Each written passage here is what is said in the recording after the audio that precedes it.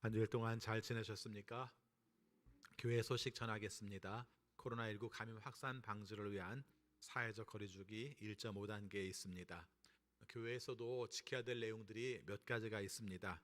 너무 오래되다 보니까 조금 회의해지기 쉬운데 몇 가지 여러분들에게 당부 말씀드립니다. 자리에 앉을 때 가능하면 좀 이렇게 떨어뜨려서 좀 떨어져서 앉을 수 있도록 그렇게 해주시 기 바랍니다. 그래서 저희들이 1부, 2부 예배 시간에는 가능하면은 가해 쪽에 있는 스티커가 붙어 있는 쪽을 앉으라고 말씀을 드리고, 그리고 그 다음에 가운데 앉는 쪽을 앉으라고 말씀을 드립니다. 지금 움직이실 필요는 없고요. 그렇게 앉는 게 좀 널찍하게 떨어질 수 있는 방법입니다. 가족들이 왔을 때에도 이렇게 앞뒤 이렇게 가까이 있지 말고 이렇게 좀 떨어져서 앉든지, 아니면 가운데 두 줄로 앉든지 그렇게 할 수 있도록 해주시고요. 또 반갑더라도 너무 이렇게 막 가까이 가면은 여러분은 반가울지 몰라도 받는 사람은 불안할 수가 있습니다. 그러니까 손을 잡는다든가 이런 일들은 좀 가능한 코로나 풀릴 때까지는 좀 삼가해 주시고요. 시에서 원하는 내용은 교회의 공동 성경 찬송도 쓰지 말라고 지금 얘기를 하고 있습니다. 그래서 공용으로 쓰는 물건보다는 개인적으로 쓰는 게 좋다고 얘기를 합니다. 이런 부분들도 여러분들께서 좀 신경을 써 주시면 좋을 것 같습니다. 여러분이 아시는 것처럼 지금 600명대에서 계속 왔다 갔다 해서 언제 또 2단계로 올라갈지도 모르는 상황입니다. 그래서 유튜브를 듣는 것을 평상시에도 많이 연습을 해두시기 바랍니다. 그래서 수요 예배, 새벽 예배 유튜브 진행되고 있으니까 사이사이에 들으시면서 유튜브에 좀 익숙해질 수 있도록 해주시면 고맙겠습니다. 이번 주 수요 예배는 7, 8 여전도의 헌신 예배로 드리도록 하겠습니다. 그리고 예비 세례자 교육 신청 오늘 마감합니다. 기억하시고 해당되는 분들은 제출해 주시기 바랍니다. 그리고 가정의 달 이벤트를 하려고 합니다.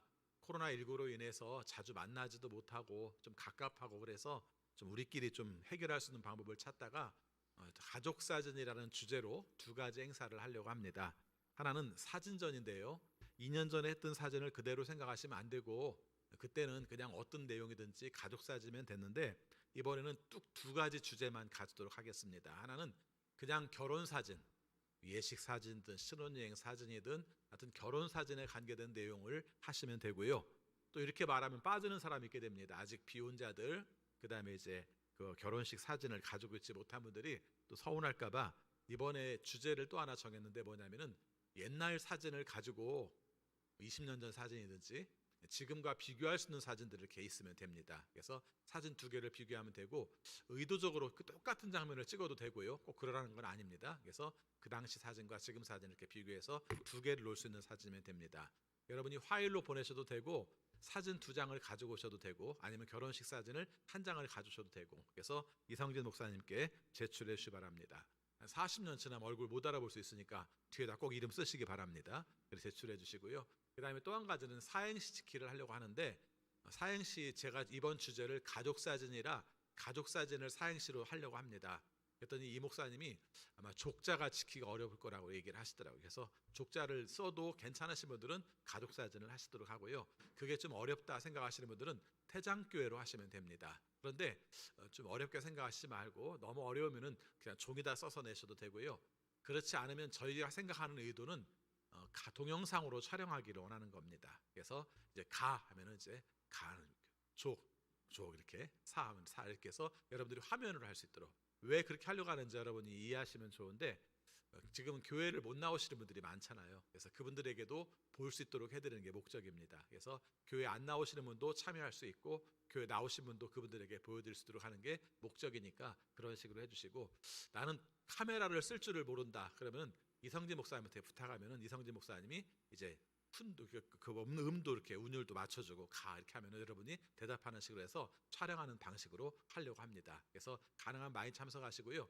가족 사진만 해도 되고, 사행시만 해도 되고, 두 가지 다 해도 되고, 시상하는 건 나중에 이제 알아서 하겠습니다. 그래서 아직 결정 못한 게, 시상을 누가 할 거야, 그 심사를 누가 할 것인가, 시상을 어느 정도로 할 것인가는 아직 결정을 못했는데 좀 기대를 하시기 바랍니다. 이 목사님이 스케일이 커가지고 막 좀 크게 얘기를 하시더라고요. 그래서 제가 거기까지 밝히지는 못하겠는데 당회를 거친 다음에 좀 그 내용들을 함께 나누도록 하겠습니다. 다만 제출은 5월 2일까지만 받도록 합니다. 2주간입니다. 2주간 동안 제출하시고 그 다음에 5월 9일부터 전시를 바로 할 겁니다. 그리고 시상은 봐가면서 심사를 할 수 있도록, 보면서 심사를 할 수 있도록 하고 23일쯤 시상을 할 수 있도록 하겠습니다.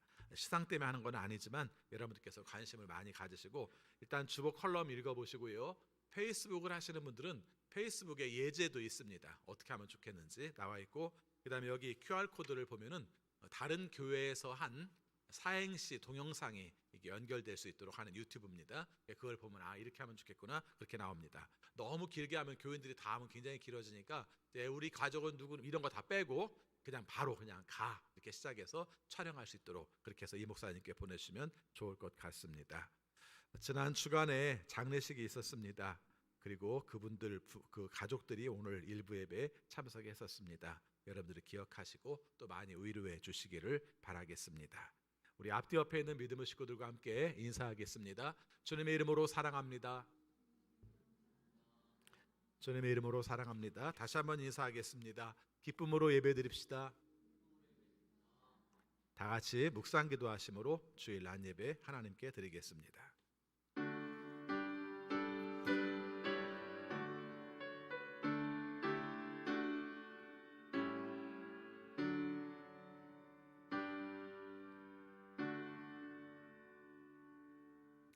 오직 여호와는 그 성전에 계시니 온 땅은 그 앞에서 잠잠할지니라 하시니라. 하나님은 영이시니 예배하는 자는 영과 진리로 예배할지니라. 아멘. 아버지 하나님, 저희들을 사랑하셔서 지난 주일로 한 주간 동안 주님의 은혜 가운데 살게 하여 주시고 오늘 거룩한 주일 주 앞에 나와 예배하게 하심을 진심으로 감사드립니다. 하나님께 부름받은 저희들 영과 진리로 예배드리고 싶습니다. 성령으로 충만하게 하시고 하나님의 임재하심을 경험하여 하나님께 영광 돌릴 수 있는 우리 모두가 되게 하여 주옵소서. 주가 원하시는 뜻대로 살려고 노력하였지만 주님 앞에 섰을 때 온전하지 못함을 고백합니다. 우리의 죄를 용서하여 주시고 새 마음으로 하나님 앞에 온전히 예배드릴 수 있도록 인도하여 주옵소서. 예수 그리스도 이름으로 기도하옵나이다. 아멘. 다 같이 일어나셔서 경배 찬송 36장 주 하나님 독생자 예수 이어서 부르시겠습니다.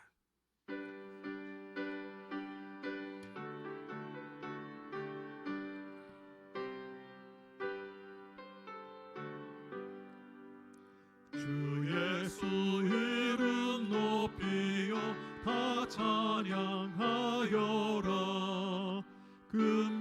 금열유관을 들여서 만유의 주 찬양. 금열유관을 들여서 만유의 주 찬양. 주 예수 당한 고난을 못 잊을 죄인아, 내 귀한 보배 바쳐서 만유의 주 찬양. 내 귀한 보배 바쳐서 만유의 주 찬양. 이 지구 위에 거하는 온 세상 사람들 그 크신 위엄 높여서 만유의 주 찬양. 그 크신 위엄 높여서 만유의 주 찬양. 주 믿는 성도 다 함께 주 앞에 엎드려 무궁한 노래 불러서 만유의 주 찬양. 무궁한 노래 불러서 만유의 주 찬양.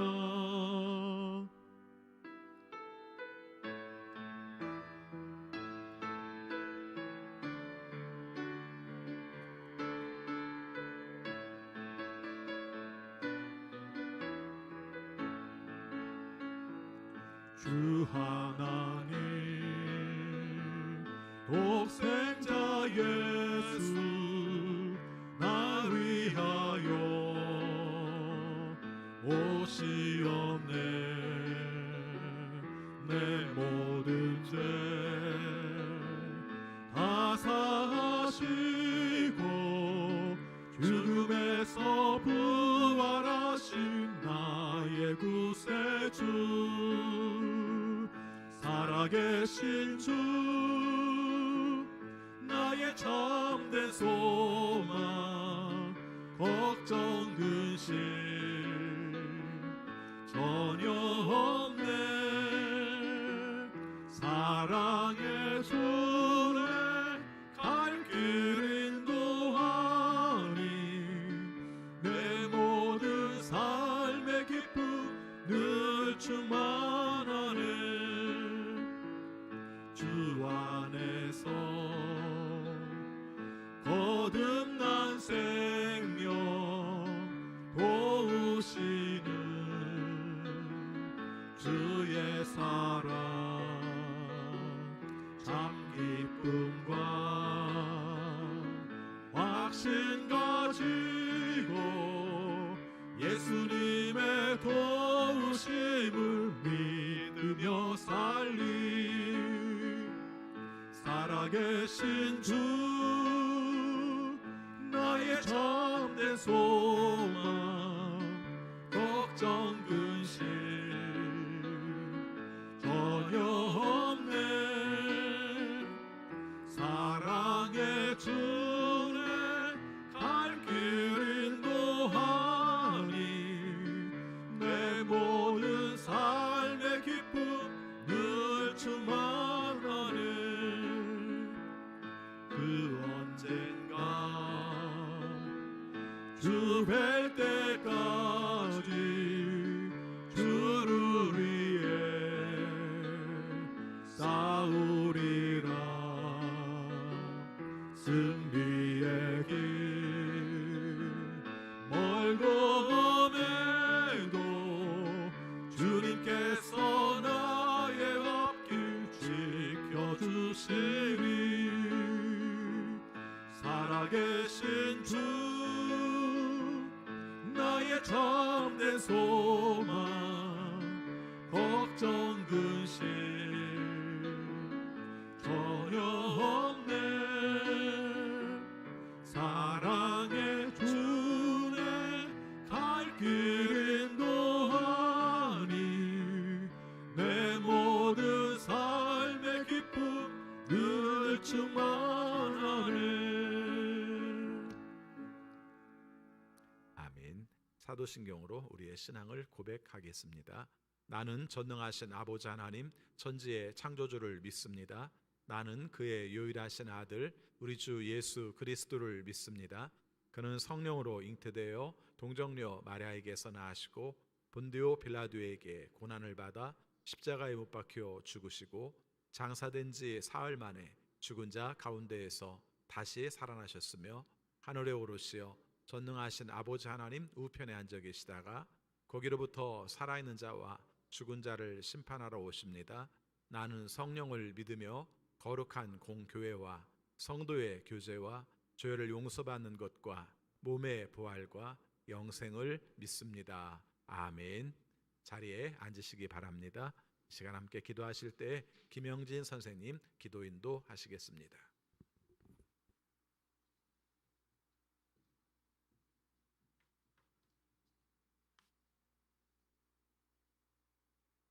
기도하시겠습니다.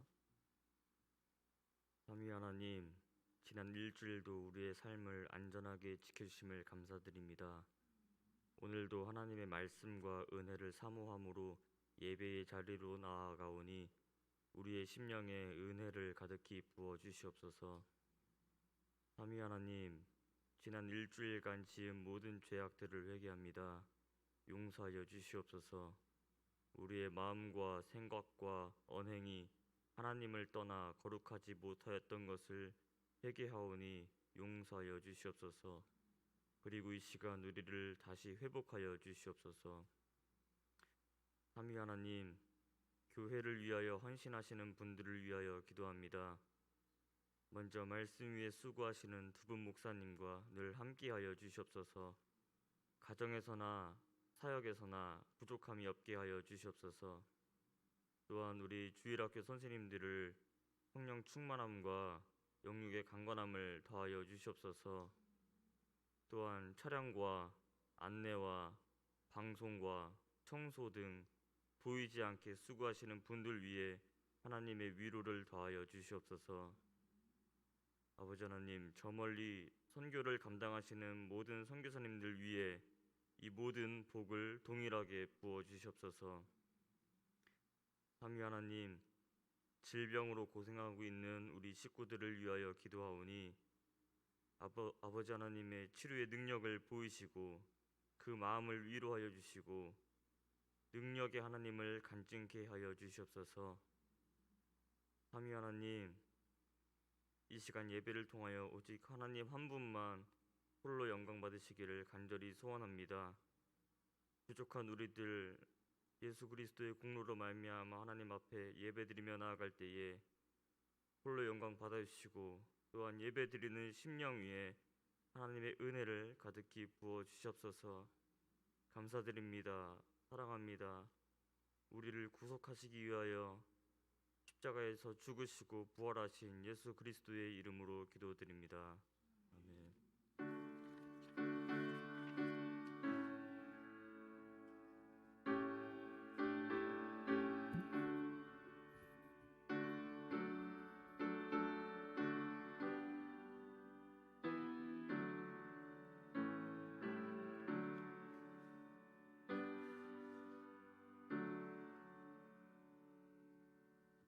하나님 말씀 신약 성경 누가복음 24장 36절부터 48절까지 봉독하겠습니다.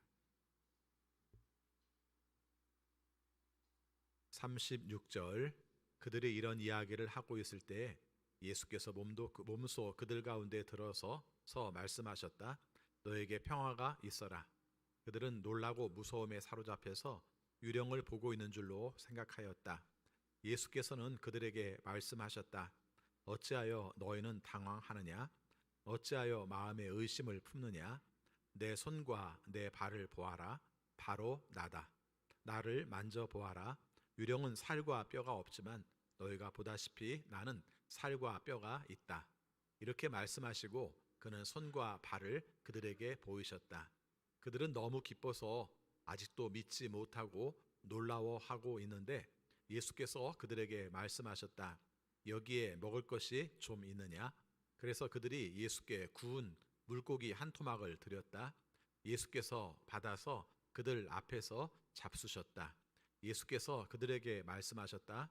내가 전에 너희와 함께 있을 때에 너희에게 말하기를 모세의 율법과 예언서와 시편에 나를 두고 기록한 모든 일이 반드시 이루어져야 한다고 하였다. 그때 예수께서는 성경을 깨닫게 하시려고 그들의 마음을 열어주시고 그들에게 말씀하셨다.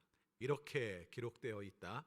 곧 그리스도는 고난을 겪으시고 사흘째 되는 날에 죽은 사람들 가운데서 살아나실 것이며 그의 이름으로 죄사함을 받게 하는 회개가 모든 민족에게 전파될 것이다 하였다.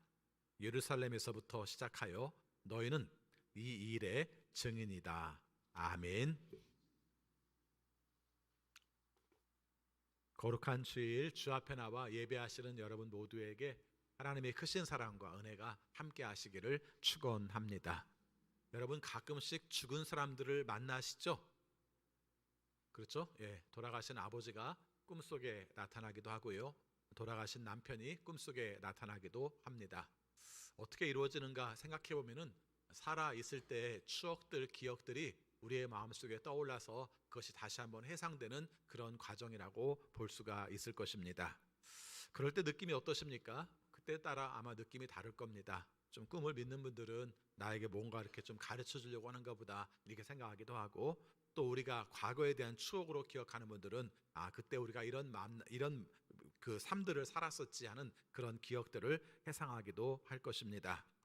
또 우리나라의 전설이나 또 들려오는 소설들 이야기에 보면은 그런 내용들도 있습니다. 예를 들면은 장화홍련전 같은 경우도 두 자매가 한을 맺히고 살아 있어서 그 당시 그 고을의 원님에게 나타나죠. 계속 나타납니다.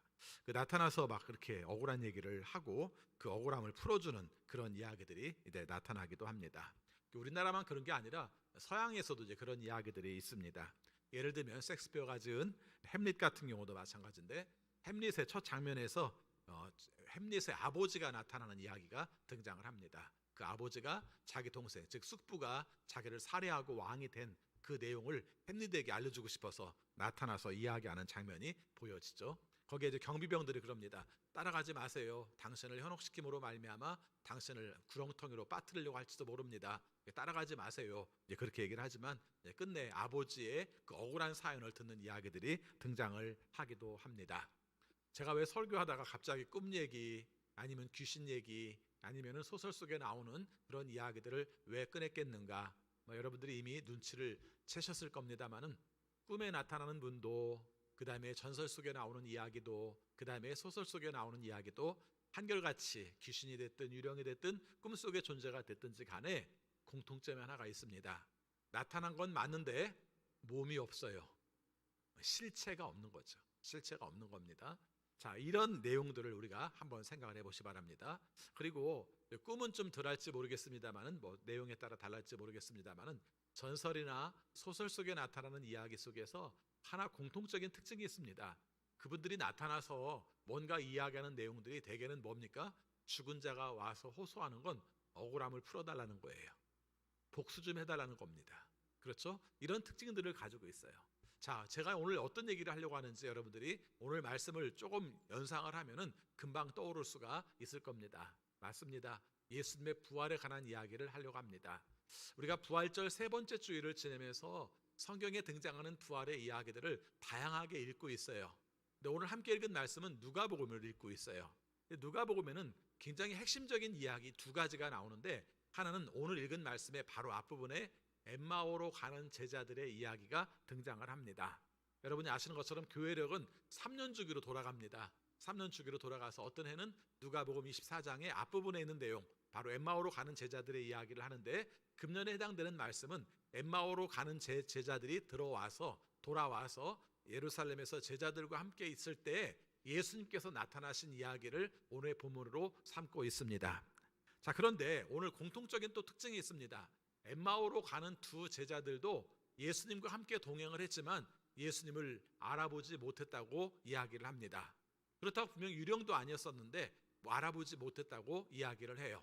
근데 오늘 말씀에서도 예수님께서 나타나셨는데 오히려 예수님을 유령인 줄 알고 두려워했다는 말씀이 오늘 말씀의 시작입니다. 자, 왜 유령인 줄 알고 두려워했을까? 이 부분들을 우리가 접근을 해보려고 합니다. 가장 쉽게 얘기를 한다면 죽은 사람이 나타나면 믿어져요? 안 믿어져요? 안 믿어지는 거죠. 우리가 그러듯이 그들도 마찬가지로 안 믿어지는 것이죠. 예수님께서 죽은 후에 사흘 만에 부활하실 것이라고 분명히 말씀을 하셨지만 또 무덤이 비어있다는 것도 그들이 알았지만 무덤이 비어있다는 것을 보고 알려준 사람들도 있지만 심지어는 엠마오로 가는 제자들이 예수님을 만났다는 이야기도 듣고 있지만 정작 예수님이 그 자리에 나타났을 때는 이 사람들이 다 두려워했다는 것입니다. 자, 오늘 말씀을 보면 그 말씀이 써 있는데요. 자, 37절 말씀 같이 읽습니다. 그들은 놀라고 무서움에 사로잡혀서 유령을 보고 있는 줄로 생각하였다. 이렇게 말합니다. 예수님께서 오셔서 그들에게 너희에게 평화가 있어라 이렇게 말을 했는데도 불구하고 예수님의 소리를 들었음에도 불구하고 예수님을 봤음에도 불구하고 놀라고 무서움에 사로잡혀서 유령인 줄 알았다 이렇게 말을 합니다. 제가 이 부분에서 강조하고 싶은 게 있어요. 사람들은 보면 믿을 것 같잖아요.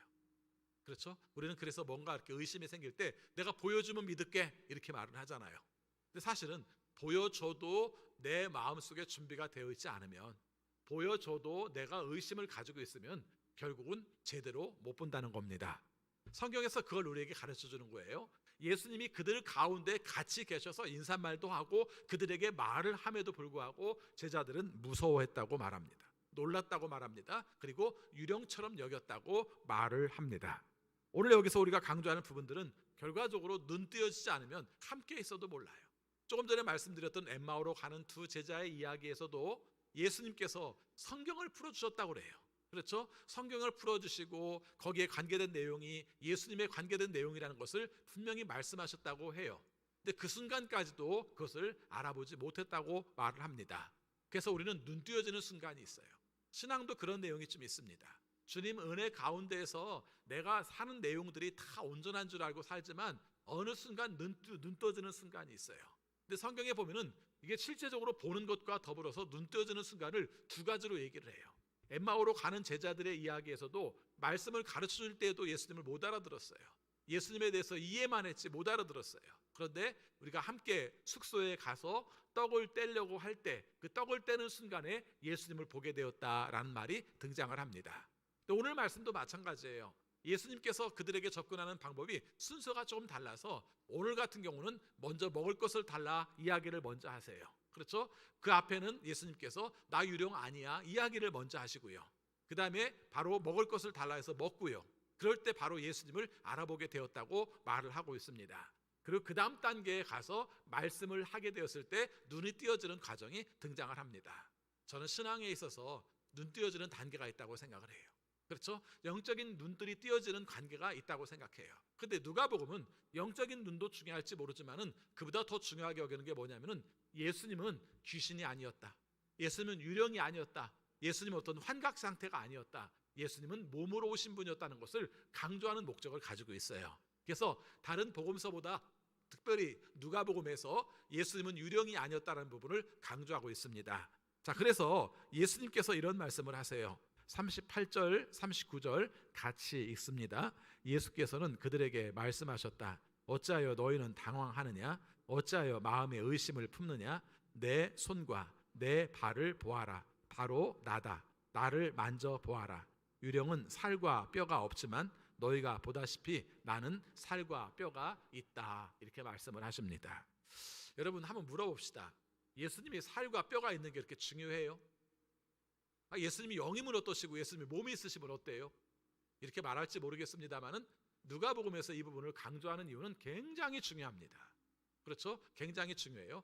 두 가지 의미 속에서 중요합니다. 하나는 예수님께서 성육신하신 것과 마찬가지로 예수님께서 부활하셨다는 것을 말을 해요.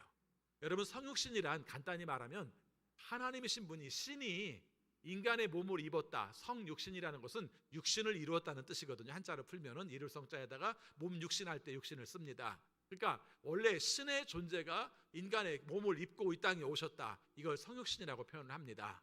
그래서 이것은 놀라운 현상입니다. 신이 인간이 됐다는 얘기예요. 이거 높아진 게 아니라 낮아진 것을 뜻하는 겁니다. 근데 그런 분이 바로 또 하나의 성육신을 이루었는데 죽은 존재였다가 살아난 존재가 되었다는 거예요. 우리의 신앙의 고백은 예수님께서 우리를 위해서 십자가에 못 박혀 죽으셨습니다로 끝나는 게 아니라 그 가운데서 부활하심으로 살아나셨습니다가 우리의 신앙의 고백인 거죠. 그래서 이 두 가지를 강조하는 목적이 있어요. 또 하나가 있습니다. 하나는 그 당시의 신앙의 과정 속에서 영지주의자들의 영향이 있었다는 거예요. 영주의를 우리가 말할 때는 보통 기독교의 한 종파, 이단 종파로만 생각할지 모르는데 사실은 기독교의 복음이 생기기 전에도 영지주의라는 철학이 그 당시에 있었어요. 그래서 헬라를 중심으로 있었고 지중해 연안에는 사는 사람들은 이 영주의적인 영역 요소들을 가지고 있었습니다. 영주의를 간단하게 말하면 기독교 이단에서도 마찬가지지만 원래 가지고 있는 내용 속에서도 육은 더러워, 부정된 거야 이렇게 생각하는 거죠. 그래서 육은 어떻게 한다 할지라도 더러워. 그래서 더러운 존재이기 때문에 육은 어떻게 한다 할지라도 의미가 없어. 이것이 잘못 살아도 잘 살아도 의미가 없어. 이렇게 생각을 한 거예요. 그 대신에 영은 굉장히 거룩한 거야. 그리고 영은 굉장히 존귀한 거야. 그래서 영적인 지식을 우리가 많이 갖게 됨으로 말미암아 영적인 굉장히 높은 상태까지 오르게 될 수 있고 영적인 상태가 신의 경지까지 이룰 수 있다. 이런 마음들을 가지고 있었던 것이죠. 굉장히 중요한 철학이었어요. 그 당시 사람들의. 또 한 가지 영주의 특징 중에 하나가 뭐냐면은 이렇게 굉장히 존귀한 영적인 상태가 되면은 영혼 불멸한다는 생각을 가지고 있었어요. 영혼 불멸. 그러니까 이렇게 생각하는 내용이 기독교를 받아들이니까 어떤 문제가 벌어졌는가 하는 것인데 자기 그릇에 담으면 자기 방식대로 해석들을 해요. 사실은 전 세계의 기독교의 종교들도 그런 요소가 많아요. 남미에 가면 남미 입장에서의 기독교를 받아들이는 냄새가 많이 나고요. 그 다음에 아프리카에 가면 아프리카의 그릇에다가 받아들이는 냄새가 많이 나요. 우리나라도 그런 요소가 있어요. 성령에 관한 이해 속에서 어떤 우리가 가지고 있던 무속신앙 속에서의 영적인 요소들과 연결시켜 생각하는 요소가 사실은 있어요. 근데 아무튼 그들이 받아들인 그릇으로 말미암아 어떤 문제가 생기게 되었냐면 이렇게 말하는 것이죠. 아무리 예수님이 이 땅에 오셔서 육신으로 오셔서 말씀을 증거하셨습니다라고 말해도 그분은 하나님의 아들이야. 그래서 그 영적인 상태가 굉장히 높은 분이야. 심지어는 어디까지 얘기를 했냐면은 십자가에 죽으실 때에도 우리의 눈에 그렇게 보여서 그렇지 어떻게 신이 죽을 수 있냐 이렇게 해석을 해요. 그 사람들은 그렇게 해석을 하니까 예수님의 부활의 문제도 이 사람들은 쉽게 해석을 하는 겁니다. 그럼 예수님 부활할 수 있지. 영적인 상태로 부활할 수 있지. 영적인 상태로 우리에게 오셨을 거야. 너의 눈으로 봤다고 말하지만 사실은 눈에 본 것은 그렇게 느꼈을 뿐이고 실제적으로 온 것은 영적인 상태로 왔을 거야. 이렇게 말한 거예요. 어떻게 보면 좀 또 고상해 보이기도 하잖아요. 우리 모두가 다 몸은 좀 부정되고 몸은 좀 안 좋은 것들이고 몸은 좀 안 좋은 습관들을 가지고 있다고 생각하는 입장 속에서 그들의 지식이 훨씬 고상해 보일 수가 있는 것이죠. 근데 이 일에 대해서 사도들이 오늘 말씀을 쓰는 과정 속에서 누가는 아니라는 겁니다. 아니라는 거예요. 예수님은 분명히 육체적으로 죽었고 그 다음에 육체로 몸으로서 부활하셨습니다라는 것을 강조하는 거예요. 특별히 몸이라는 것은 몸이 될 때만 온전한 것이다. 영적인 것만 있는 것은 온전하지 않다. 여러분 성경에서 말하는 몸에 관한 관점은 참 묘하게도 이렇게 되어 있습니다. 몸은 육이라는 껍데기 안에 영이 담겨 있는 걸 몸이라고 봐요. 성경적인 육체관이에요. 성경적인 몸에 대한 관점입니다. 그래서 몸이라는 말을 쓸 때는 이 껍데기만 쓰는 게 아니라 이 껍데기는 살이라는 단어를 따로 쓰고 있고요. 그 다음에 이것이 살 속에다가 껍데기 안에다가 우리가 영을 담고 있는 것 자체를 몸이라고 봤기 때문에 예수님께서 육체적으로도 영적으로도 여러분들에게 나타나셨습니다. 이걸 강조하고 있는 거예요. 그러니까 그들이 알고 있는 영적인 것들, 추상적인 것들, 눈에 보이지 않는 관념적인 것들 이렇게 신앙을 말하려고 하니까 아니 우리는 봤어. 이 문제를 강조하려다 보니까 누가복음 24장에서 이 말씀들을 강조하는 겁니다. 우리가 눈에 보이는 내용 중에 가장 쉽게 말할 수 있는 게 뭐겠습니까? 살과 그 다음에 뼈를 봤다는 겁니다. 내 손과 내 발을 봐라. 그 다음에 유령은 살과 뼈가 없지만 나는 살과 뼈가 있다. 이렇게 예수님께서 말씀을 하셨고 이 자리에 이 사람들이 같이 있었다는 것을 말하고 있습니다. 그래서 손과 발을 보고 나니까 이 사람들이 우리가 예수님에 대한 신뢰가 조금 더 생겨요. 오늘 말씀 안에서도 예수님을 경험하는 과정이 단계가 있더라고요. 자, 맨 처음 보겠습니다. 37절 말씀 보겠습니다. 같이 읽습니다. 그들은 놀라고 무서움에 사로잡혀서 이렇게 말했어요. 맨 처음 예수님께서 너에게 평화가 있기를 이렇게 말했을 때 여기서 나오는 내용은 다 부정적인 단어예요. 예수님이 오셨는데 반가워해야 되는데 어떻게 했어요? 놀라고 무서워했다 이렇게 말을 합니다. 자, 그 다음에 예수님께서 살과 뼈가 있지 않느냐라고 증명을 해줬더니 이 사람들이 변했어요. 41절 말씀 보겠습니다. 같이 읽습니다. 그들은 너무 기뻐서 그런데 어때요? 아직도 믿지 못하고 놀라하고 있는데 저는 이 말씀을 읽을 때마다 자꾸 웃음이 나오는 게 기뻐서 그러면 그 다음에 나오는 내용도 이렇게 뭐 즐겁다든가 뭐 행복하다든가 뭐 신앙이 이렇게 높아졌다든가 이런 말이 나와야 되는데 그게 아니라 너무 기뻐서 근데 그 다음은 뭐예요? 아직도 믿지 못하고 놀라워하고 있었다 이렇게 표현을 하고 있습니다. 우리 상태와 똑같지 않나요? 우리도 가끔 그래요.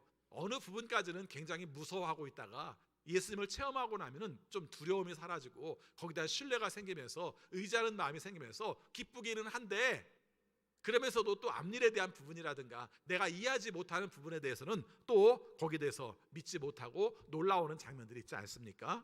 예수님께서 그렇게 제자들에게 부활에 관한 내용 속에서도 제자들이 받아들인 것은 단계적으로 받아들이는 것을 알 수가 있습니다.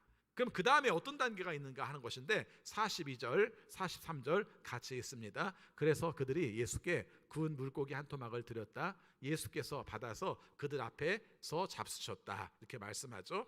그 앞에 41절 후반부에 보면은 여기 좀 먹을 것 좀 있니? 이렇게 예수님께서 물어보세요. 그래서 먹을 것 좀 있니라고 말하니까 거기 있던 사람들이 생선 한 토막을 갖다가 들이시고 예수님이 그것을 잡수셨다 이렇게 말을 합니다. 이것도 우리가 좀 느낌이 묘하잖아요. 갑자기 먹는 얘기가 왜 나와? 할지 모르겠는데 여기 두 가지 의미가 있어요. 어떤 의미가 있냐면은 유령이 먹든 유령은 못 먹잖아. 이야기를 하고 있는 거고요. 또 한 가지는 성경에서는 참 묘하게도 앞에서도 언급했습니다마는 예수님에 대해서 눈뜨는 자리에 대해서 늘 두 가지로 설명을 해요. 하나는 뭐냐면은 하나님의 말씀을 들을 때 눈 뜨고요. 또 한 가지는 뭐냐면은 우리가 떡을 뗄 때 눈을 떴어요. 아까 엠마오로 가는 제자들의 이야기도 마찬가지인데 지나가는 과정 속에서 예수님이 해석하신 말씀을 할 때 마음이 뜨거워졌고 그 다음에 음식을 함께 나눌 때 예수님을 보게 되었다고 표현을 하잖아요. 오늘 순서가 좀 달라서 생선을 먹게 되는 과정에서 예수님을 알아보게 되고요. 그 다음에 예수님께서 말씀하시는 내용을 통해서 예수님을 경험하게 되는 내용이 등장을 합니다. 그래서 먹은 내용 다음에 예수님께서 말씀하시는 내용이 등장을 해요. 44절 말씀 같이 있습니다. 예수께서 그들에게 말씀하셨다. 내가 전에 너희와 함께 있을 때 너희에게 말하기를 모세의 율법과 예언서와 시편에 나를 두고 기록한 모든 일이 반드시 이루어져야 한다고 하였다. 말씀을 하시는 거예요. 말씀을 하시고 성경은 그 부분에 대해서 이렇게 해설을 하고 있어요. 45절 말씀 같이 있습니다. 그때 예수께서는 성경을 깨닫게 하시려고 그들의 마음을 열어주시고 이렇게 말합니다. 그러니까 예수님을 아는 과정의 경험 속에서 다른 데와 다르게 누가복음은 실체, 몸으로서의 예수님을 깨닫게 하시고 그 다음에 음식을 먹는 과정 속에서 깨닫게 하시고 말씀을 나누는 가운데 깨닫게 하시고 그래서 예수님을 제대로 보게 하시는 내용들이 오늘 말씀 속에 등장을 하고 있습니다. 성경은 보는 것과 듣는 것 중에 듣는 것을 더 중요하게 여겨요. 참 묘하죠? 우리는 사람들과의 과정 속에서 무슨 말을 할 때에도 잘 못 믿겠다고 말하면 보여줘봐 뭐 이렇게 말을 하는데 성경은 보여주는 거에 진리가 있는 게 아니라 듣는 거에 진리가 있다고 말씀을 하세요. 그 중에 가장 으뜸되는 내용이 뭐냐면은 하나님은 보이지 않는 분이라는 거예요. 그렇죠. 근데 비해서 하나님은 우리에게 말씀을 하시는 분이세요. 이게 우리가 가지고 있는 신앙의 중요한 전제예요. 그런데 오늘 놀라운 사실은 예수님의 부활에 관한 내용은 그럼에도 불구하고 뭐에서 시작됩니까? 보여주는 곳에서 시작을 해요. 왜 그랬을까? 이유가 있습니다. 여러분, 여기서 가장 중요한 내용은 그 다음 나오는 내용 중에 오늘 말씀의 제목과 같은 내용 중에 중요한 부분이 뭐냐면은 증인이라는 부분입니다. 증인. 이 증인이라는 말이 되게 재밌어요. 이건 법적인 용어입니다. 여러분, 증인, 증언 다 법적인 용어예요. 여러분, 증인이라고 말할 때 내가 지식을 많이 가지고 있어서 증인이 아니에요. 내가 깨달음이 많아서 증인이 아니에요. 증인의 가장 큰 특징은 뭡니까? 봤어요. 내가 그 사람이 범죄하는 걸 봤어요. 내가 그 사람이 범죄 안 한 걸 봤어요. 그것을 그대로 말하는 게 증인입니다. 증언은 무엇인가? 증인이 본 것을 그대로 말하는 게 증언입니다. 내 생각을 가미하지 않고 내가 본 것을 그대로 말하는 게 증인입니다. 근데 오늘 이 단어를 여기에서 강조하고 있고 오늘 말씀의 핵심 속에서 강조하고 있는 거예요. 예수님이 부활하신 걸 우리는 봤습니다. 육체적인 것으로 봤습니다. 몸과 살과 뼈를 봤습니다. 그래서 그것으로 말미암아 예수님이 부활하신 것을 경험했습니다. 그리고 예수님이 먹는 것도 봤습니다. 그것을 증언하는 거예요. 예수님께서 말씀하신 내용을 우리가 들었습니다. 눈앞에서 봤습니다. 그래서 우리는 그것을 증거합니다. 이것이 이루어지게 하기 위해서 예수님께서 하신 내용이 뭐냐면 바로 볼 수 있도록 하신 것, 증인이 되도록 하신 것을 강조하고 있는 것입니다. 자, 그리고 나서 예수님께서 우리에게 들려주신 말씀이 무엇인가를 말을 합니다. 46절 말씀 같이 있습니다. 그들에게 말씀하셨다. 이렇게 기록되어 있다. 곧 그리스도는 고난을 겪으시고 사흘째 되는 날에 죽은 사람들 가운데서 살아나실 것이며 47절입니다. 그의 이름으로 죄사함을 받게 하는 회개가 모든 민족에게 전파될 것이다 하였다. 예수님의 말씀이에요. 예수님이 그 제자들에게 해준 말씀의 핵심은 하나는 너에게 평화가 있기를, 내가 부활한 것이 너희들에게 평화가 되었으면 좋겠어. 그리고 너희들이 나를 본 것 자체가 증인이 되었으면 좋겠어. 이게 첫 번째 이야기라면, 두 번째 이야기는 너희들이 이걸 전했으면 좋겠어. 너희들이 전해야 될 것은 다른 것이 아니라 그리스도는 고난 가운데서 살아나시고 살아나신 가운데서 너희들을 죄사함을 받는 회개를 하게 하시는 분이 바로 그리스도야, 이렇게 말씀을 하셨다는 것입니다. 그래서 복음을 전하는 내용 속에 가장 중요한 것은 예수님은 죽으셨습니다. 여러분들을 위해서 죽으셨습니다. 여러분의 죄의 대가를 지불하셨습니다. 근데 그 가운데 살아나셨습니다. 살아나심으로 말미암아 여러분들에게 새로운 생명을 주셨습니다. 여러분이 그리스도의 부활을 믿고 살면 예수의 그리스도의 부활의 능력을 경험해서 부활의 삶을 살아갈 수 있습니다. 이것이 바로 복음의 핵심이라는 거예요. 그래서 부활하신 예수님의 제자들에게 전하라고 한 말씀도 그 말씀이에요. 근데 거기서 하나 강조되는 게 있습니다. 그게 뭐냐면은 47절 말씀처럼 그의 이름으로 죄사함을 받게 하는 회개를 선포하라, 이렇게 말씀을 하고 있습니다. 여러분, 조금 이따 말씀을 드리겠습니다만은 오늘 교회력에 함께 읽는 말씀 중에 사도행전 3장 말씀이 있어요. 이 사도행전 3장 말씀은 사도 베드로가 요한과 함께 성전 미문에 올라갔다가 성전 미문에 태어났을 때부터 걷지 못하는 사람이 있었어요. 근데 그 사람을 이렇게 고쳐줍니다. 나는 은과 금이 내게 없지만 내가 내게 있는 것으로 너에게 명하노니 나사렛 예수 이름으로 일어나 걸어라, 이렇게 말을 한 거예요. 이렇게 말을 했더니 그 사람이 벌떡 일어나서 걸었어요. 그리고 주님을 찬양했어요. 그랬더니 모든 포커스가 누구에게로 가겠습니까? 베드로에게 간 거죠. 그렇죠? 베드로에게 가는 겁니다. 베드로에게 가니까 베드로가 그때 이렇게 말합니다. 왜 나를 쳐다보느냐? 왜 나를 쳐다보느냐? 저 태어날 때부터 걷게 하신 분은 내가 아니라 바로 예수 그리스도다, 이렇게 표현을 해요. 그 예수 그리스도, 너희들이 죽인 그 예수 그리스도를 하나님께서 살리심으로 말미암아 그 살리신 역사가 그 사람에게 임하여서 그 사람이 안전뱅이였지만 그 가운데서 일어서게 하는 역사가 나타났다. 부활을 그걸로 설명을 해요. 근데 그것만 설명하는 게 아니라 끝나는 게 아니라 거기서 중요한 이야기를 합니다. 여러분들이 예수님을 죽였지만 죄 사함을 주님을 죄 사함을 믿고 주님 앞에 죄를 용서를 빌기만 하면 여러분들은 용서를 받을 수 있습니다라고 말씀을 하는 거예요. 여러분, 세상의 법정에서는 내가 죄를 짓지 않았다는 걸 자꾸 표현하려고 해요. 그렇죠? 세상의 법에서는 그게 묵인이 돼요. 인정이 됩니다. 오히려 그것을 파헤쳐내야 되는 사람은 검사인 것이고 나는 숨길 수 있습니다. 그렇죠? 내 죄를 숨겼다고 말해가지고 그 사람이 잘못했다고 말하지는 않아요. 그렇죠? 검사가 밝혀내려고 하지. 그게 내가 죄를 짓지 않은 것처럼 표현하려고 하는 속성이 있어요.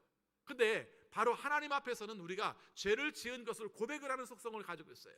왜 반대인가? 이것은 처벌을 하려고 하는 게 목적이고요. 주님 앞에 우리가 죄 용서받는 죄를 우리가 주님 앞에 고백하는 가장 큰 이유는 용서받을 것을 믿기 때문에 고백을 하는 거예요. 그래서 우리의 신앙은 주님 앞에 죄를 고백하는 신앙이에요. 제가 이런 죄를 저질렀습니다. 하나님과의 관계 속에서 잘못된 모습을 가지고 있습니다. 내가 이것을 주님 앞에 고백합니다. 무슨 말이에요? 용서받기 원합니다라는 뜻이에요. 예수님이 그 말씀을 하라고 그랬어요. 그것을 증거하라고 말했어요. 예수님으로 말미암아 너희 모든 죄를 용서받게 됐다는 것을 알아서 이제 모든 사람들에게 그것을 선포하도록 하라. 자기의 죄를 고백하기만 하면 예수님께서 용서하신다는 것을 선포하도록 하라. 이게 바로 복음의 증인이 감당해야 될 사명으로 말씀을 하고 있는 것입니다. 조금 전에 사도 베드로 얘기를 했어요. 사도 베드로는 어떤 의미에서 성경에서 기록된 내용에서 보면 그렇게 완전한 사람이 아니에요. 여러분이 아시는 것처럼 많은 실수가 있었던 사람입니다. 그렇죠? 예수님의 죽음을 반대한 사람이기도 하고요. 예수님이 십자가에 죽기 전에 우리가 재판을 받는 과정 속에서 우리가 그곳에 있던 사람들 앞에서 예수님을 모른다고 부인하기도 한 사람이에요. 그리고 실제적으로 성경에 나온 내용을 보면은 예수님의 십자가의 죽음의 자리에도 없었던 것으로 보여요. 그렇죠? 멀리 떨어져 있었든지 아니면 도망갔든지 그런 내용으로 보여요. 심지어는 예수님이 부활하신 다음에 여자들이 무덤이 비었다는 말을 들었으면서도 그 내용 가운데서 빈 무덤만 알았지 예수님의 부활을 믿지 못한 요소도 있어요. 심지어는 그것을 보고 와서도 자기들이 함께 있는 방 가운데서 예수님의 부활에 대한 내용들을 두려움의 내용으로 간직하고 있는 사람이 바로 베드로예요. 베드로만 그런가요? 다 그랬지.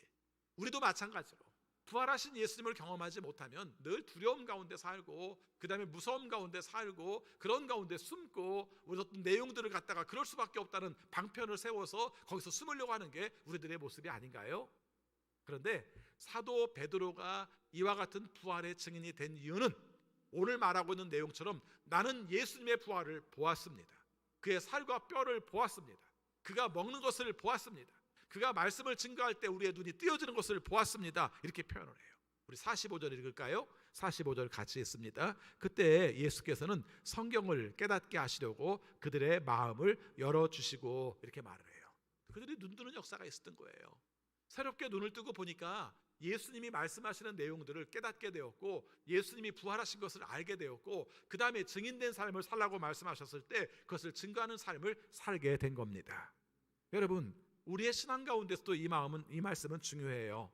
여러분, 우리는 참 보잘것없는 존재예요. 그렇죠? 예수님한테 이렇게 뭘 달라고만 하지 예수님이 원하시는 모습 가운데 온전하지 못한 존재예요. 또 우리가 생각할 때 우리가 예수님의 말씀을 증거하려면 대단한 능력의 소유자가 되어야 증거하는 것처럼 보일지 모르지만 아까 말씀드린 제자들과 함께 있었던 사람들의 내용을 보면 아니에요. 그들이 증거할 수 있는 가장 큰 힘은 하나입니다. 뭡니까? 나는 예수님의 부활을 보았습니다. 그것을 여러분들에게 전합니다. 예수님이 나에게 주신 말씀을 여러분들에게 전합니다. 여러분들이 주님께 죄를 용서를 빌기만 하면 예수님께서 죄를 용서해 주시고 여러분들이 주님의 자녀로 살게 하십니다. 이것만 전하면 되는 거예요. 중요한 건 뭐예요? 증인이라는 거예요. 근데 놀라운 사실은 성경에서 말하는 증인이라는 단어가 나중에 보면은 순교자와 같은 단어로 쓰여요. 그래서 이 마르투스라는 단어를 쓸 때 증인이라는 말로도 쓰고 순교자라는 말로도 써요. 참 놀라운 사실이죠. 증인이라는 것 자체가 순교자가 되고 있는 거예요. 예수님의 부활을 보았습니다. 예수님의 부활을 체험했습니다가 사실은 자신의 삶 가운데는 어떻습니까? 자신의 목숨을 내놓으면서까지도 복음을 증거하는 사람이 되었다는 것입니다. 저는 이 부분에 대해서 굉장히 중요하게 의미를 가지고 있습니다. 여러분들에게 당장 순교자가 되십시오 이렇게 말하고 싶지는 않습니다. 그런데 여러분의 삶 가운데서 여러분 증인이 될 수 있습니다. 예수님께서 부활하신 것을 믿은 것을 전하시면 됩니다. 여러분의 삶 속에 나타난 것을 그대로 전하면 됩니다. 여러분이 부활의 역사가 여러분의 삶 속에 임했던 내용들을 그대로 증거하면 됩니다. 이렇게 말씀을 드리고 싶어요. 그리고 놀라운 사실은 뭐가 예수님의 부활인가 하는 것이죠. 두려움 속에 살던 사람이 예수님을 보고 났더니 그 다음에 예수님이 원하시는 사명을 깨닫게 되었어요. 그래서 전파하고 싶은 용기가 생겼어요. 여러분, 용기라는 것은 엄격히 말하면 굉장히 막 용감한 게 아니라 내 삶 가운데 주시는 희망을 붙들고 그것으로 담대히 나가는 게 용기예요. 그렇죠? 우리는 용기 있다고 말하면 그 사람이 굉장히 강하고 멋있다고 생각할지 모르지만은 사실은 용기 있는 것은 무언가 신뢰를 하고 있는 거예요. 뭔가 희망을 보고 있는 거예요. 그 나를 이끌으시는 분에 대한 신뢰를 가지고 있는 거예요. 이게 용기 있게 하는 거예요. 그것이 바로 제자들의 삶 가운데서 그렇게 나가게 한 겁니다. 아까 말씀드린 사도행전 3장 말씀에서 우리가 일어나지 못하는 사람을 일으켜 세우는 내용이 별거 아닌 것 같지만 여러분 뒤에 나오는 내용을 보면은 그것 때문에 베드로가 우리가 관원에게 잡혀갑니다. 그렇죠? 여러분 생각해 보시기 바랍니다. 그럴 수밖에 없는 거예요. 새로운 하나의 현상이 나타나는 것을 받아들이지 못하는 사회 속에서는 그 사람을 이상한 사람으로 취급할 수밖에 없는 거예요. 아니면 어떤 정치적 선동가로 볼 수밖에 없는 거예요.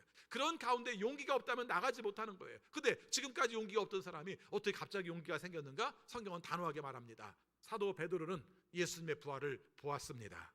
그리고 사도 베드로는 예수님의 부활의 능력을 체험했습니다. 그로 말미암아 자신이 감당할 일이 무엇인지를 알게 되었습니다. 지금까지는 늘 보호막 속에서 내가 갇혀 살았어요. 뭔가 이렇게 핑계댈 걸 찾고 내 삶 가운데 숨을 곳을 찾고 그래서 늘 두려운 존재로 살았어요.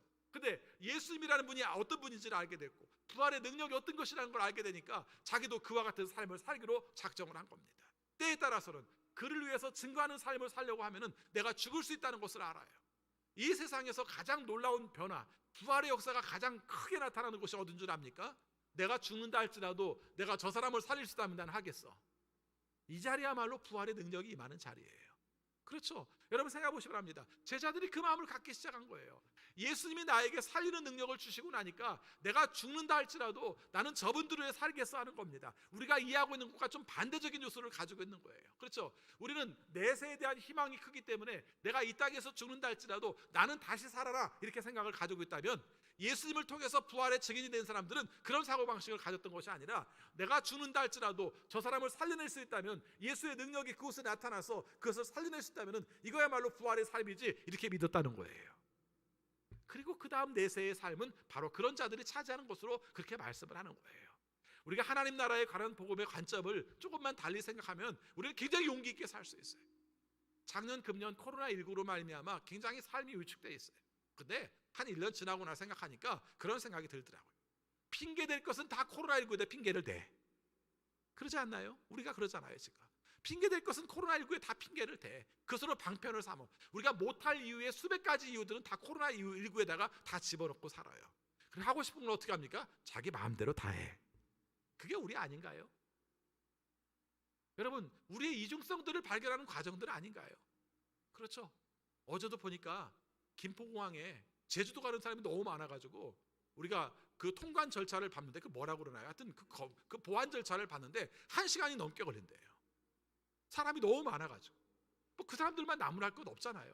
사실 우리의 삶 가운데 하고 싶은 거 다 하잖아요. 근데 하고 싶지 않은 일에 대해서는 코로나19에다 다 뒤집어 쓰우는 거죠. 코로나19가 아무것도 아니라는 게 아니에요. 우리 안전도 지켜야 되고 우리가 사람들과의 관계 속에서 사회적 거리도 두고 다 지켜야 돼요. 그런데 정말 필요한 건 뭐냐면 하나님께서 우리의 삶 가운데서 함께 하심을 믿는다면 죽는다 할지라도, 죽음의 삶을 경험한다 할지라도 다른 사람을 살리는 역할 속에서 그 생명의 능력들을 보이는 사명이 우리에게 있다는 것을 믿고 살아가는 것이 우리를 반대로 살릴 수 있다는 것입니다. 반대로 얘기해 볼까요? 제자들이 자유롭게 살아갈 수 있는 이유가 어딘 줄 아세요? 부활하신 예수님을 경험하면서 그것을 담대히 증거함 가운데서 오히려 담대해졌어요. 평화를 선포했을 때 평화를 얻었던 것이 아니라 평화를 선포하는 삶을 자기들이 살게 되었을 때, 다른 사람들에게 평화를 선포하게 됐을 때 그 삶 가운데 평화를 경험하게 되었다는 것입니다. 신앙의 역설이에요. 그렇죠? 가만히 있으면 평화로울 줄 알았는데 가만히 있으면 불안해. 심지어는 예수님 부활하셨다는 소식을 들었으면서도 가만히 있으면 불안해. 근데 예수님의 능력을 경험하고 그것을 증거하고 다른 사람들에게 살리는 역사를 나타냈더니 그 가운데 활력이 나타나고 그 가운데 생명의 역사가 나타나고 그 가운데 예수 그리스도의 부활이 내 삶 속에 나타나는 것을 경험하게 되었다라는 고백이 바로 오늘 고백입니다. 이렇게 말씀드리고 싶어요. 여러분의 삶 가운데서 매일매일의 삶이 예수 그리스도의 부활의 능력을 가지고 살아가시기를 축원합니다. 그것은 주님이 나를 살리셨습니다. 뿐만 아니라 그것을 나는 증거하는 삶을 살고 있습니다. 내가 설령 죽는다 할지라도 예수님을 증거함으로 말미암아 그 사람이 살아날 수 있다면 그거보다 더 귀한 삶은 없을 것입니다. 이렇게 말해요. 세상에서도 부활의 의미를 해석을 다 해요. 그렇죠? 2005년인가요?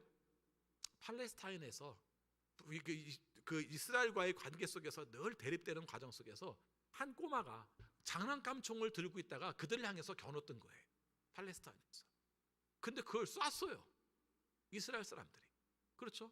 그러니까 이 아이가 위태롭게 굉장히 중한 상태가 되는 가운데서 병원에서 죽고 말았어요. 기가 막힌 사건이잖아요. 하여튼 분쟁 속에서도 기가 막힌 사건이고 장난감을 들고 있는 아이를 총을 쏜 것도 기가 막힌 사건이에요. 근데 그 팔레스타인 부모가 이런 생각을 가진 거예요. 이 아이가 정말 이 불화롭고 분쟁이 벌어지는 과정 속에서의 죽은 아이가 어떻게 하면 빛된 삶을 살 수 있을까를 생각을 한 거예요. 그 가운데 생각한 게 뭐냐면은 이스라엘 사람이고 팔레스타인 사람이고 구별하지 말고 장기를 이식받을 수 있는 사람들에게 다 장기를 주도록 하자, 이렇게 생각을 한 거예요. 근데 놀라웠게도 이식받은 사람이 다 이스라엘 사람이었어요. 6명의 사람이 이 장기를 다 나눠 갖게 되었어요. 그래서 그 아이들이 새로운 생명을 찾게 되었어요. 이것을 이야기로 전하는 이유가 있어요. 한 아이가 죽었지만 그로 말미암아 다른 아이들에게 새로운 생명을 주어서 그 삶의 역사들을 보여주는 거예요. 부활의 이야기를, 예수님의 부활의 이야기를 그냥 옛날에 있었던 사건으로만 지난다면 그때 그런 일이 있었대, 예수님이 그래서 능력이 많으시대, 이렇게 끝나는 게 아니라 이 한 아이의 삶을 통해서 새로운 삶의 역사들이 나타나는 부활의 삶의 능력들이 사람들을 살리는 역사들을 갖게 되고 사람들의 마음속에서 신뢰를 마음속, 사랑의 마음들을 갖게 하는 영향으로 미칠 수가 있다는 것입니다. 오늘 우리도 마찬가지입니다.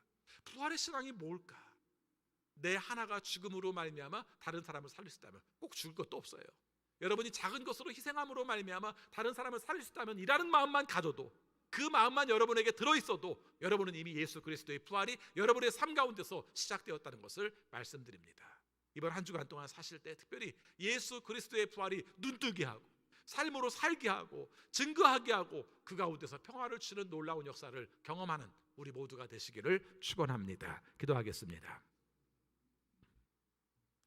아버지, 저희들을 사랑하셔서 말씀으로 우리 자신을 보게 하심을 감사합니다. 하나님께서 예수 그리스도를 이 땅에 보혈해 주시기만 한 것이 아니라 죽으심 가운데서 살리심으로 말미암아 우리의 생명을 살리시고 우리의 삶이 부활의 삶을 살게 하시는 뜻이 무엇인가를 알게 하심을 감사합니다. 이 역할들을 감당하여 오히려 부활의 증인으로 살고 부활의 증인으로 살기 때문에 주님이 주는 평화를 누릴 수 있는 우리 모두가 되게 하여 주옵소서. 예수 그리스도 이름으로 기도하옵나이다. 아멘. 찬송가 499장 부르시면서 봉헌하시겠습니다.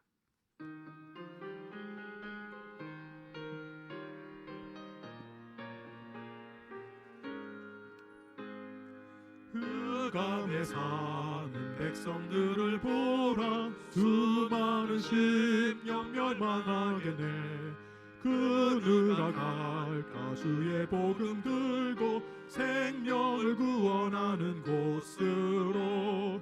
큰 권세 주께 있으니 큰 권세 주께 있으니 너는 가서 주의 복음 전하라. 주가 너 항상 지키리라.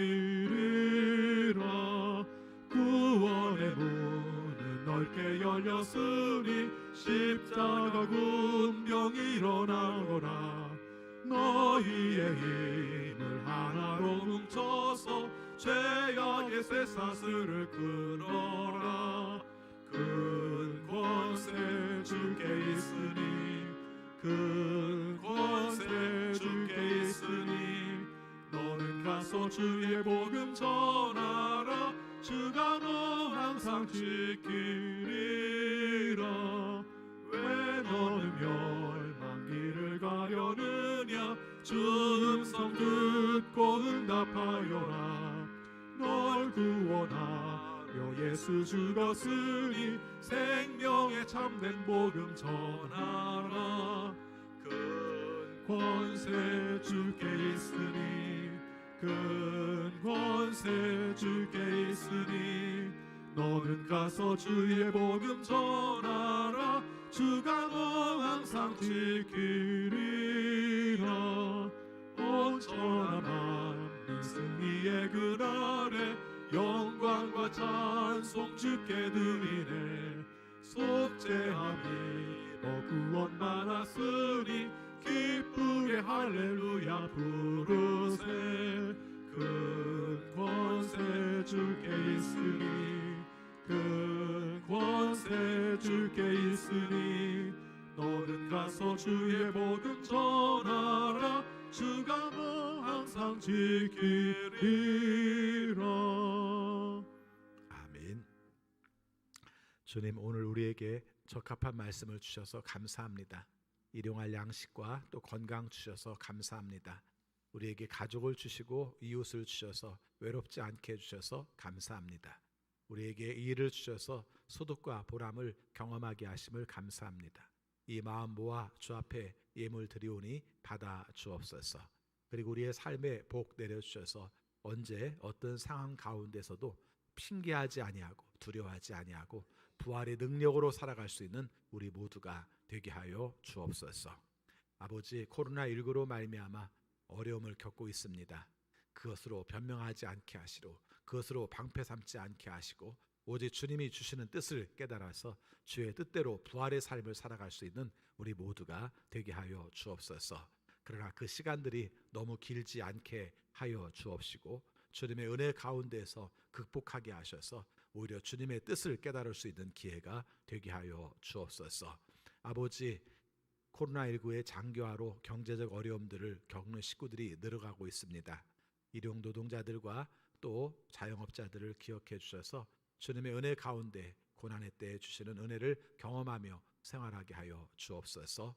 선교지에서 복음을 증거하시는 선교사님들이 어렵습니다. 우리가 많은 환경 가운데서도 주님께서 친히 돌보아 주셔서 하나님의 은혜로 극복할 수 있도록 인도하여 주옵소서. 미얀마를 기억하여 주옵소서. 자기들의 정권을 위해서 국민들을 죽이는 일은 옳지 않은 일인 줄 압니다. 주님께서 그곳에 하나님의 정의가 나타나게 하여 주시고 그래서 온전하게 우리가 자유를 찾을 수 있는 또 온전하게 평화를 유지할 수 있는 나라가 될 수 있도록 인도하여 주옵소서. 그곳에서 함께 있는 우리 박영호 선교사님을 기억하여 주옵소서. 그곳에서 위험하고 불안한 상황이지만 그곳에 있게 하신 뜻을 깨달아서 그분들을 위하여 함께 기도하고 함께 우리가 울 수 있는 시간들이 되게 하여 주옵소서. 아버지, 우리 중에 질병으로 고생하는 식구들이 여럿 있습니다. 항암 치료를 받고 후속 조치를 하고 있습니다. 통증에서 벗어나게 하여 주시고 감염되지 않게 하여 주시고 모든 수치들이 정상적으로 돌아오게 하셔서 건강한 삶을 살게 하여 주옵소서. 사고로 인하여서 치료받고 있는 자녀도 있습니다. 주님께서 친히 도와주셔서 감염되지 않게 하시고 또 잘 우리가 붙게 하여 주셔서 건강하게 일어설 수 있도록 인도하여 주옵소서. 장기적인 치료를 받는 자녀들도 기억하여 주셔서 주의 은혜 가운데 면역력 좋아지게 하시고 체질이 바뀌게 하여 주시고 혈소판이 잘 생성되게 하시고 루푸스가 잘 치료될 수 있도록 도와주옵소서. 장애를 가지고 있는 자녀들 또 재활 치료받고 있는 식구들 주님의 은혜 가운데 잘 감당하여 통증 없이 주님이 주시는 기쁨으로 잘 감당할 수 있도록 도와주옵소서. 우리 자녀들 분별력 있는 삶을 살게 하여 주옵소서. 학업을 감당하든지 또 취업에서 직장 생활을 하든지 어떤 환경 가운데서도 주가 원하시는 뜻을 이루게 하여 주옵소서. 목표를 가지고 갑니다. 진학을 위하여, 취업을 위하여, 또 군 복무를 잘 감당하기 위하여, 또 결혼을 위하여, 출산을 위하여 기도할 때마다 주께서 도와주시는 은혜로 감당해 나갈 수 있도록 인도하여 주옵소서. 아버지 앞에 간구합니다. 주님의 뜻을 따라 하나님의 복음을 증거하는 우리 선생님들을 기억하여 주옵소서. 한 영혼을 귀하게 여기고 사랑하고 또 우리가 정말 하나님이 원하시는 영적 성장을 위해서 간구하게 하여 주옵소서. 감당할 때 피곤하지 않게 하시고 특별히 학생들과의 관계 속에서 지치지 않게 하셔서 주님이 주시는 능력으로 증거할 수 있도록 인도하여 주옵소서. 아버지, 우리나라를 위하여 기도합니다. 하나님께서 우리에게 참 많은 것을 주셨는데 깨닫지 못하여서 우리가 서로 사랑하지 못하고 또 용납하지 못하고 미워하는 삶을 살고 있음을 주 앞에 고백합니다. 아버지, 이 시대 속에 하나님께서 친히 함께 하셔서 사랑하고 평화를 유지하며 서로를 용납하여서 하나님의 뜻을 이룰 수 있는 대한민국이 되게 하여 주옵소서. 세상을 향해 나갑니다. 맡겨주신 사명을 잘 감당하게 하시고 하나님과 동행하여 주님이 주시는 부활의 기쁨을 증거하는 삶을 살게 하여 주옵소서. 예수 그리스도 이름으로 기도하옵나이다. 아멘.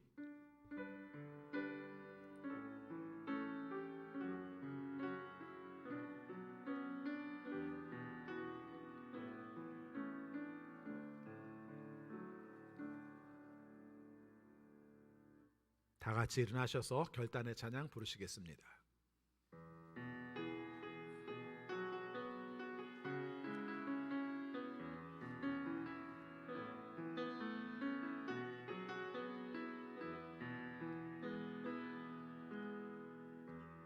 은혜 아니면 살아갈 수가 없네. 호흡마저도 다 주의 것이니 세상 평안과 위로 내게 없어도 예수 오직 예수뿐이네. 그 신계에 다 볼 수도 없고 작은 고난에 지쳐도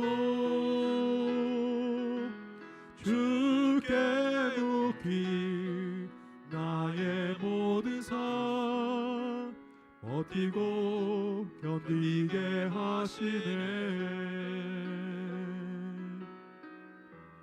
은혜 아니면 살아갈 수가 없네.